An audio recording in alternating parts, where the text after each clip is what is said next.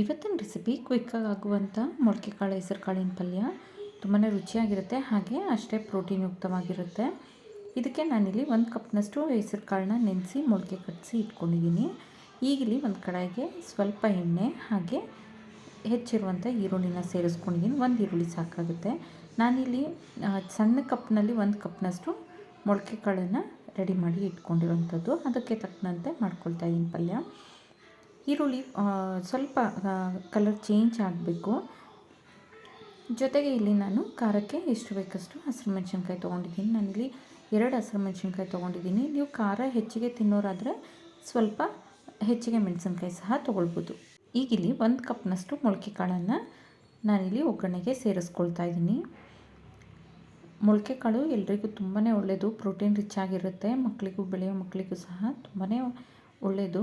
ಊಟದ ಜೊತೆಗೆ ಈ ರೀತಿ ರೊಟ್ಟಿ ಅಥವಾ ಚಪಾತಿ ಇದು ಮಾಡಿದಾಗ ಈ ಥರ ಮೊಳಕೆ ಕಾಳು ಪಲ್ಯ ಮಾಡ್ಕೊಳ್ಳೋದ್ರಿಂದ ತುಂಬಾ ರುಚಿಯಾಗೂ ಇರುತ್ತೆ, ಹಾಗೆ ದೇಹಕ್ಕೆ ತಂಪು ಸಹ, ಪ್ರೋಟೀನ್ ಸಹ ಸಿಗುತ್ತೆ. ಇಲ್ಲಿ ನಾನು ಸ್ವಲ್ಪ ಅರಶಿನ ಪುಡಿ ಹಾಗೆ ಸ್ವಲ್ಪ ರುಚಿಗೆ ಎಷ್ಟು ಬೇಕಷ್ಟು ಉಪ್ಪು, ಸ್ವಲ್ಪನೇ ಸಾಕಾಗುತ್ತೆ. ಉಪ್ಪು ತುಂಬ ಹಾಕೋದು ಬೇಡ, ಒಂದು 1/4 ಸ್ಪೂನಷ್ಟು ಸಾಕು. ಈಗ ಇದನ್ನು ಚೆನ್ನಾಗಿ ಮಿಕ್ಸ್ ಮಾಡಿ ಕೊಡಬೇಕು. ಈಗ ಇದನ್ನು ಲಿಡ್ ಕ್ಲೋಸ್ ಮಾಡಿ ನಾನು ಲೋ ಫ್ಲೇಮಲ್ಲೇ ಒಂದು 5ರಿಂದ 10 ನಿಮಿಷ ಬೇಯಿಸ್ಕೊಳ್ತೀನಿ.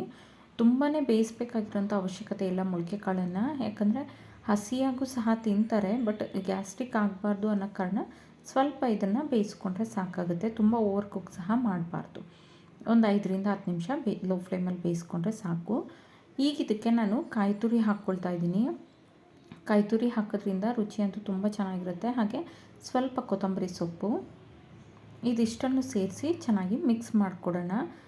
ಸ್ವಲ್ಪ ಕಾಯಿ ಹಸಿ ಸ್ಮೆಲ್ ಇರುತ್ತಲ್ಲ, ಅದು ಹೋಗೋವರೆಗೆ ಫ್ರೈ ಮಾಡಿಕೊಡ್ಬೇಕು.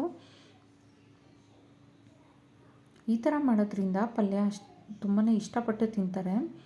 ಹಾಗೆಯೇ ಕಾಳು ಒಗ್ಗರಣೆ ಮಾಡಿದ್ರೆ ಅಷ್ಟು ರುಚಿ ಇರೋದಿಲ್ಲ, ಆದರೆ ಈ ಥರ ಕಾಯಿ ತುರಿ ಹಾಕೋದ್ರಿಂದ ರುಚಿಯಾಗಿರುತ್ತೆ. ಈ ವಿಡಿಯೋ ಇಷ್ಟ ಆದಲ್ಲಿ ಲೈಕ್, ಶೇರ್, ಸಬ್ಸ್ಕ್ರೈಬ್ ಮಾಡಿ, ಕಮೆಂಟ್ ಮಾಡಿ ತಿಳಿಸಿ. Thank you.